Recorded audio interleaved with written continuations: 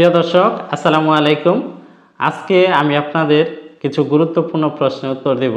আপনারা অনেক সময় অনেক কমেন্ট করে থাকেন, আপনাদের কমেন্টের উত্তর সব সময় দিতে পারি না, তাই আপনাদের মধ্য থেকে কিছু গুরুত্বপূর্ণ প্রশ্নের উত্তর দেওয়ার চেষ্টা করছি। এই প্রশ্নের উত্তরের ভিডিওগুলো যদি আপনি দেখে থাকেন তাহলে আপনাদের অনেকের প্রশ্নের যে উত্তর এটি পেয়ে যাবেন ইনশাল্লাহ।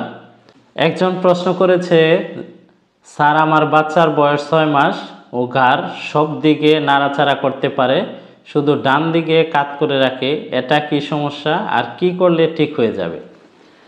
বাচ্চাদের ঘাড় একদিকে বাঁকা হয়ে যাওয়া, এটাকে আমরা টর্টিকোলিস বা রাইনেক বলে থাকি। বাচ্চাদের ঘাড় একদিকে বাঁকা হলে যে অন্যদিকে সে নাড়াচাড়া করতে পারবে না, বিষয়টি এমন নয়।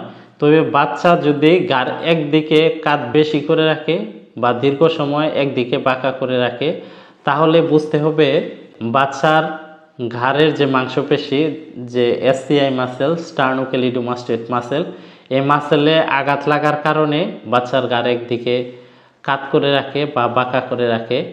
বাচ্চা যেদিকে ঘাড় কাত করে রাখবে সেই দিকের মাংসপেশি বাচ্চা যদি এদিকে কাত করে রাখে, তাহলে এই পাশের মাংসপেশিতে ধীরে ধীরে এভাবে মাসাজ করতে হবে। মাসাজ করার সময় হাতে গ্লিসারিন বা পাউডার নিয়ে ধীরে ধীরে মাসাজ করবেন, হালকা কুসুম গরম সেক দিবেন এবং ফিজিওথেরাপি চিকিৎসা নেবেন। এতে আপনার বাচ্চার ঘাড় একদিকে বাঁকা করে রাখার সমস্যা, এই সমস্যা দূর হয়ে যাবে ইনশাল্লাহ। আশা করি আপনি আপনার উত্তরটি পেয়েছেন। ধন্যবাদ।